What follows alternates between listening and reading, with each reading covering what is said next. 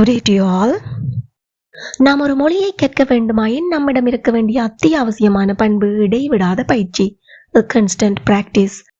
அந்த வகையில் நாம் தினமும் 10 வாக்கியங்கள் தமிழிலும் அவற்றை எவ்வாறு ஆங்கிலத்தில் பேசிடலாம் என்பது பற்றியும் பார்க்க போன்றோம். நீங்கள் செய்ய வேண்டியது என்ன? தினமும் 10:30 மணிக்கு காலையில் வெளிவருகின்ற இந்த வீடியோவை பார்வையிட்டு இங்கு பயன்படுத்தப்படுகின்ற வாக்கிய அமைப்புகளில் தினமும் பேசக்கூடிய வாக்கியங்களை முடிந்தவரை உருவாக்கி பாருங்கள், எழுதி பழகுங்கள், பேசி பழகுங்கள், மறக்காம கமெண்ட் பண்ணுங்க. One day you can be fluent in speaking English. If you have any doubts, please do comment. I will help you. Now, let's move on to the video. இரவு 8 மணிக்கு பரிமாறப்பட்டது. இங்கு செயலை செய்தவர் யார் என்பது நமக்கு தெரியாது. அதாவது வாக்கியத்துல குறிப்பிடப்படவில்லை. எங்களுக்கு முக்கியம் என்னது, இந்த செயல் நடைபெற்றது என்பதை எடுத்து சொல்வதுதான். அதை யார் செய்திருந்தாலும் அதை பற்றி எங்களுக்கு கவலை இல்லை. தெரியாத விடயமாக கூட இருக்கலாம். கடந்த காலத்தை குறிக்கும் ஒரு வாக்கியம். அப்ப இந்த 2 தரவுகளையும் வைத்து நாம் என்ன முடிவுக்கு வர முடியும்? இது ஒரு சிம்பிள் பாஸ்ட் டென்ஸ் வாக்கியம் and this is a passive voice sentence. எதனால passive voice sentence என்கின்றோம்? வாக்கியத்தின் எழுவாய் செயலை செய்பவராக இல்லாமல் செயலை பெற்றுக்கொண்டதாக காணப்படுகிறது. இரவுணவு என்பது செயலை செய்ய முடியாது. It can't be a doer. அப்போ அதற்குத்தான் செயல் நடைபெற்றிருக்கிறது. ஆகவே passive voice sentence. இவ்வாறாக செயலை செய்தவர் யார் என்பது தெரியாத பட்சத்திலோ அல்லது செயலை செய்தவரை விட செயலுக்கு முக்கியத்துவம் கொடுக்க நாம் நினைக்கின்ற வேளைகளிலோ passive voice பயன்படுத்துவோம். passive voice என்றதுமே நம்ம எல்லாருக்கும் நினைவில் வர வேண்டியது பிரதான வினைச்சொல், அதாவது மெயின் வெர்ப் வந்து V3 ஃபார்முல பாஸ்ட் பார்ட்டிசிபிளில் மாத்திரமே இருக்கும் என்பது. அப்போ எவ்வாறு டென்சஸ் எங்களால என்ன கண்டுகொள்ள முடியும்? It's very simple. With the help of helping verbs.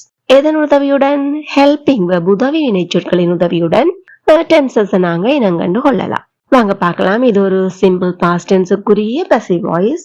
அப்போ passive voice என்று சொன்னால் எழுவாய் வந்து ஒரு passive சப்ஜெக்டாக இருக்கும். அதாவது ரிசீவர் ஆஃப் தி ஆக்ஷன் தான் இருக்கு. அது வந்து செயலை செய்ய முடியாததுனால நாங்கள் passive சப்ஜெக்ட் அப்படின்னு சொல்லிக் கொள்ளலாம். உதவி வினைச்சொல்லாக வரலாம்.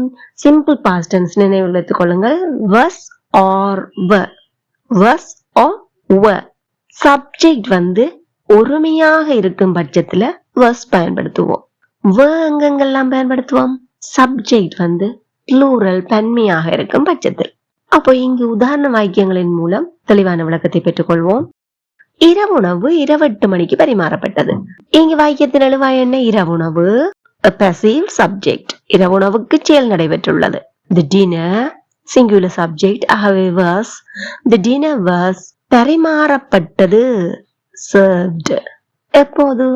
இரவு 8 மணிக்கு. The dinner was served at 8 p.m. எங்கூட சேர்ந்து சொல்லி பாருங்க. The dinner was served at 8 p.m. மறுமுறை சொல்லி பார்ப்போமா? The dinner was served at 8 p.m. அந்த வீடு 1950 கட்டப்பட்டது. எங்களுக்கு கட்டினவரை பற்றி முக்கியம் இல்ல, கட்டப்பட்டது என்பதுதான் முக்கியம். The house, again singular subject. The house was built. அதனுடைய V3 form என்ன? built.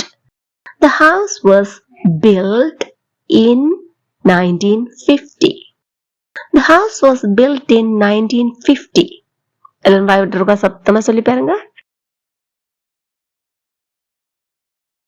Very good. The house was built in 1950. வீட்டு பாடம் விரைவில் முடிக்கப்பட்டது. ஏதோ ஒரு வேலை அவங்களுக்கு இருந்திருக்குது, வேற வேலை, ரொம்ப இன்ட்ரெஸ்டிங்கான வேலையா இருக்கலாம். அதனால என்ன செய்துட்டாங்க? வீட்டு பாடத்தை விரைவா செய்து முடிச்சாங்க அவங்க. அப்ப வீட்டு பாடத்தை பொறுத்தவரையில் செயல் நடைபெற்றுள்ளது. வீட்டு பாடம் விரைவில் முடிக்கப்பட்டுள்ளது. இங்க வீட்டு பாடம் என்பது ஒரு passive subject. ஆகையால் passive voice. The homework was finished. The homework was finished. விரைவில் quickly. The homework was finished quickly. The homework was finished quickly. விளக்குகள் அணைக்கப்பட்டன. தூங்குற நேரத்தில் என்ன செய்யப்படும்? விளக்குகள் அணைக்கப்பட்டன அல்லது பயன்பாடு இல்லாத போதிலும் அணைக்கப்படும். The lights. The lights. பன்மை. ஆகவே Very good. The lights were turned off. The lights were turned off. எங்கூட சேர்ந்து சொல்லி பாருங்க. The lights were turned off. மாணவர்கள் பாராட்டப்பட்டனர். அவ பாராட்டை பெற்றுக்கொண்டவர்கள் தான் மாணவர்கள். மாணவர்கள் பாராட்டப்பட்டனர். Please comment your answer.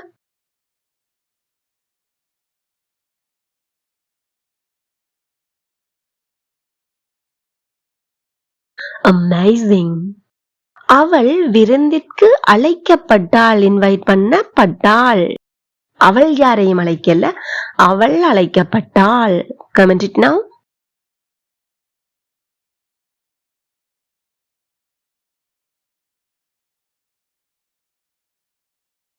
Marvelous. பாடல் அழகாக பாடப்பட்டது. எங்களுக்கு பாடியவரை போல வேணும் என்று தோன்றல, பாடல் அழகாக பாடப்பட்டது என்பதை மாத்திரம்தான் சொல்ல தோன்றிச்சது. Comment your answer.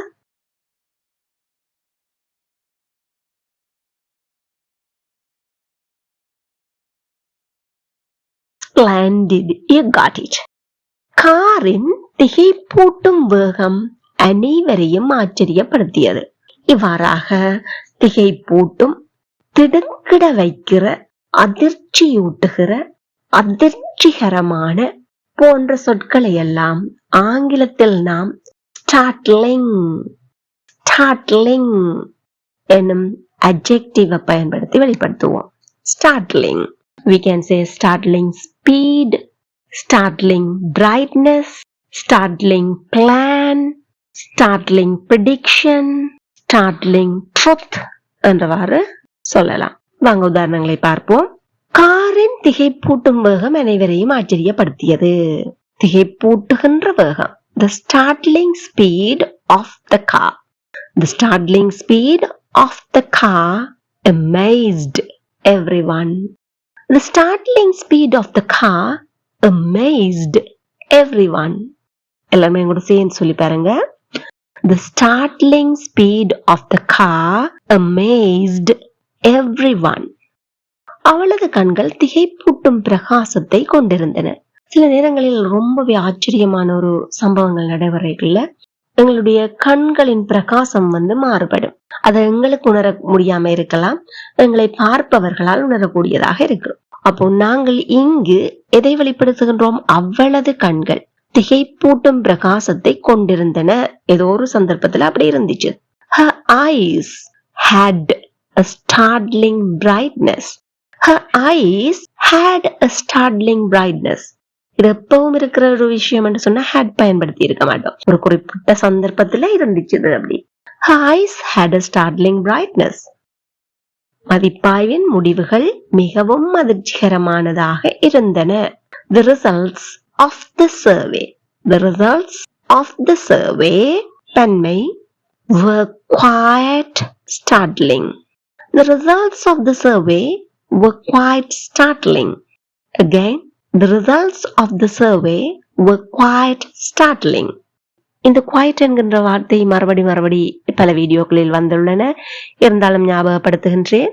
QUIT, quit அப்படி என்று சொன்னால் ஏதாவது ஒன்றை விட்டு விடுதல் என்ற வார அர்த்தத்தையும், QUIET, quiet என்பது E என்பது Tக்கு உட்புறமாக எழுதப்படுகிறது. இவ்வாறு எழுதும் போது அமைதி என்பதையும், QUITE என்றவாறு E வெளியே எழுதப்படும் போது மிகவும், அதாவது very என்கின்ற அர்த்தத்தையும் கொண்டமையும் ஞாபகத்தில் வைத்துக் கொள்ளுங்கள்.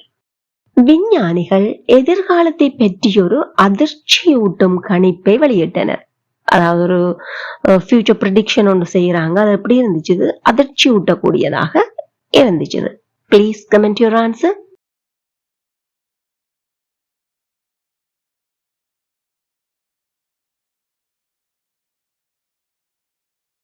Wow, great. பல ஆண்டுகளுக்கு பிறகு திடுக்கிட வைக்கிற உண்மை வெளிவந்தது. நிறைய காலமா உண்மை எதான்னு சொல்லி எல்லாரும் தெரியாம இருந்தாங்க. பல ஆண்டுகளுக்கு பிறகு அந்த திடுக்கிட வைக்கிற உண்மை வெளியில வந்துச்சு. Comment your answer.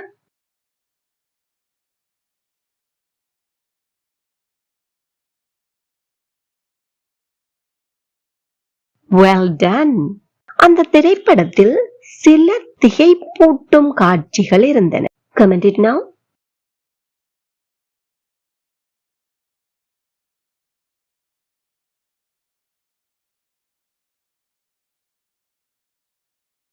Wonderful. You got it.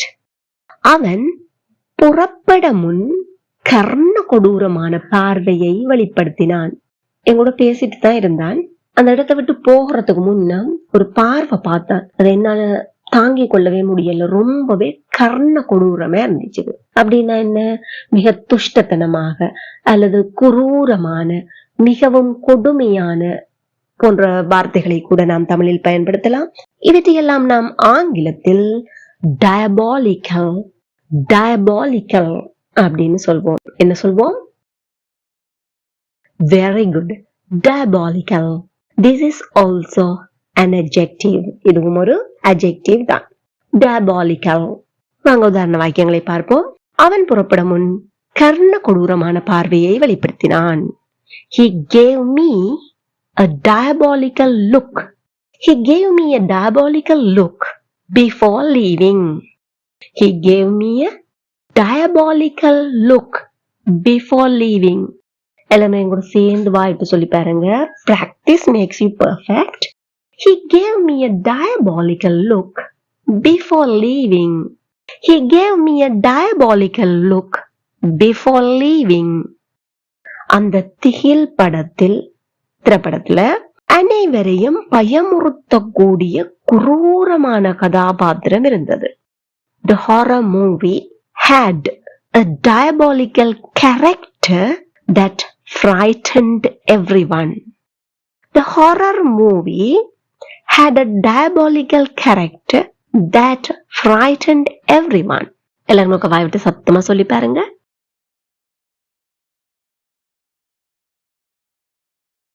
Superb. The horror movie had a diabolical character that frightened everyone. அவள் பள்ளி வாங்குவதற்காகவே மிகவும் துஷ்டத்தனமான யோசனையை எடுத்தாள். அவள் எடுத்த யோசனை இருக்கு பாருங்க, ரொம்பவே ஒரு குரூரமானது, துஷ்டத்தனமானது. எதற்காக அந்த யோசனையை எடுத்தாள்? பழி வாங்கணும் அப்படின்ற ஒரு பழி உணர்ச்சிக்காகவே அதை எடுத்தாள். She came up with a diabolical idea just for revenge. She came up with a diabolical idea just for revenge. She came up with a diabolical idea just for revenge. எங்கூட சேர்ந்து வாய்விட்டு எல்லாரும் சத்தமா சொல்லி பாருங்க. She came up with a diabolical idea just for revenge. அது அப்பாவித்தனமான மக்களை ஏமாற்றுவதற்கான மிகவும் துஷ்டத்தனமான திட்டமாக இருந்தது. அதாவது இன்னசென்ட் பீப்புள், மக்களை ஏமாத்துறதுக்காக ஏற்படுத்தப்பட்ட ஒரு ஸ்கீம், அதாவது திட்டமா இருந்தது. Please comment your answer.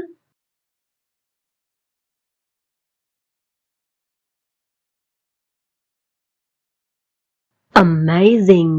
குற்றவாளியின் கர்ண கொடூரமான மனம் போலீசாரை கூட அதிர்ச்சி அடைய வைத்தது. சாதாரண போலீஸுக்கு எல்லா விஷயமும் என்ன சிம்பிள், நிறைய விஷயங்களை பார்த்து சிம்பிளா இருக்கும். ஆனா இந்த குற்றவாளியின் கர்ண கொடூரமான மனம் இருக்கே, அது ஈவன் தி போலீஸ், அதாவது போலீசாரை கூட அதிர்ச்சி அடைய வைத்தது. Comment your answer.